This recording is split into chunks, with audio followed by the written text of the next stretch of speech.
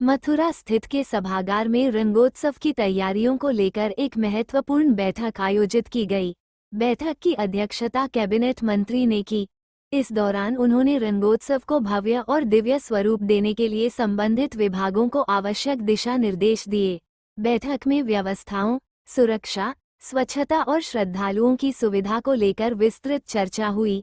मंत्री ने कहा कि आने वाले श्रद्धालुओं को बेहतर अनुभव मिले, इसके लिए सभी विभाग समन्वय के साथ तैयारियों में जुटे रहें।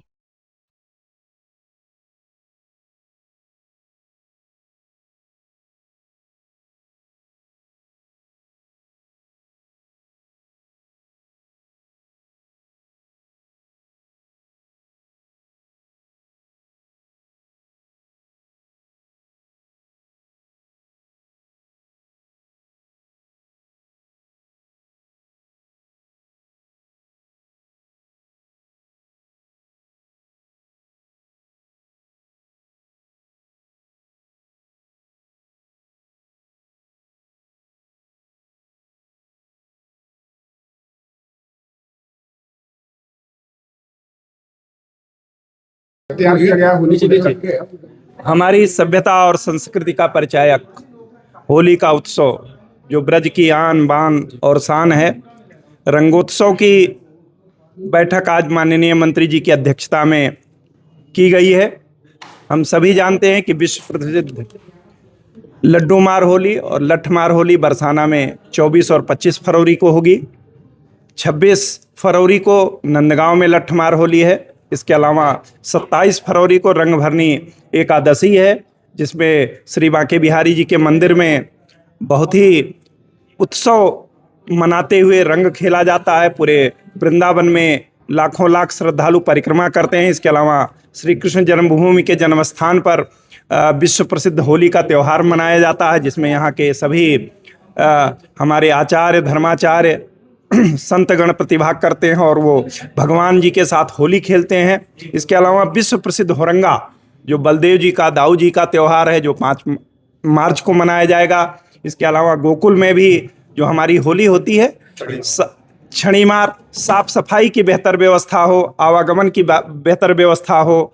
जो व्यक्ति यहाँ लाखों लाख श्रद्धालु और दर्शक होली का त्यौहार ब्रज में मनाने आए, वो यहाँ की संस्कृति में, यहाँ की सभ्यता में रच बस जाएं और बार बार उनका आने का मन करे, ऐसी व्यवस्था की जा रही है। और पूरा प्रयास है, पूरी टीम लगी हुई है कि हम लोग जैसे पिछली बार जिस तरीके से ऐतिहासिक और भव्य और दिव्य तरीके से होली का त्यौहार मनाया गया था, उसमें भी और बेहतर मेहनत करके और बेहतर प्रयास करके दिव्य भव्य और सबका स्वागत करते हुए होली का त्यौहार मनाएं। Thank you. योगी जी का कब का कार्यक्रम?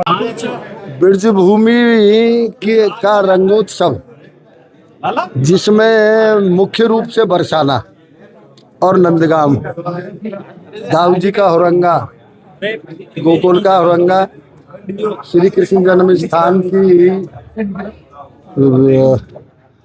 रंगोत्सव, बिहारी जी का रंगोत्सव, बठैन जाव के होरंगा, इन सब के ऊपर बड़े विस्तार से बात हुई है। हमेशा बरसाना में जो हमारे जिला प्रशासन का अभी आइडिया है, अब के ये अनुमान लगाया जा रहा है कि 25 लाख से ऊपर यहाँ श्रद्धालु रंगोत्सव के अवसर पे आएंगे।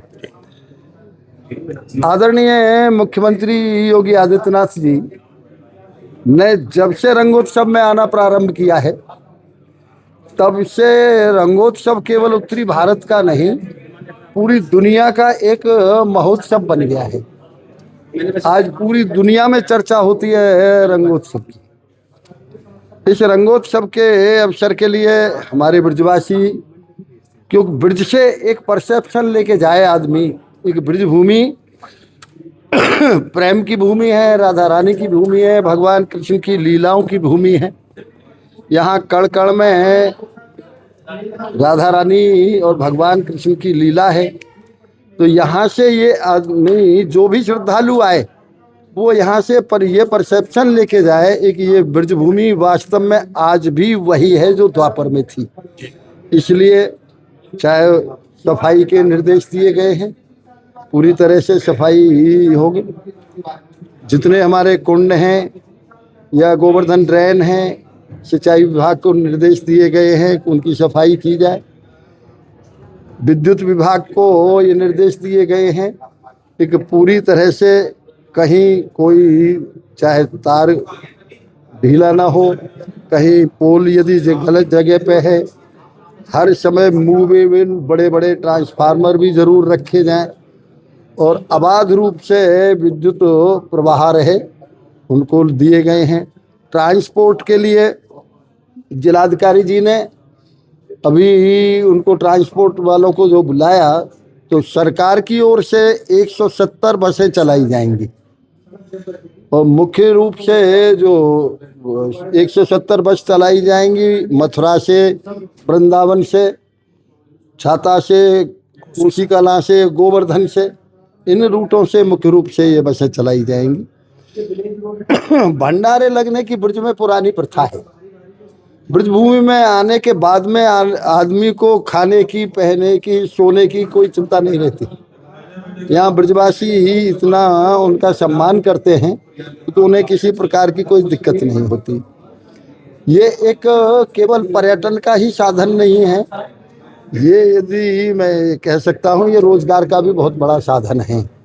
क्योंकि जैसा आप सब लोगों ने देखा, महाकुंभ में 67 करोड़ आदमी आया तो प्रयागराज में लगभग 5,000 करोड़ रुपए की आमदनी वहाँ के निवासियों की होटल और उनसे संबंधित हुई।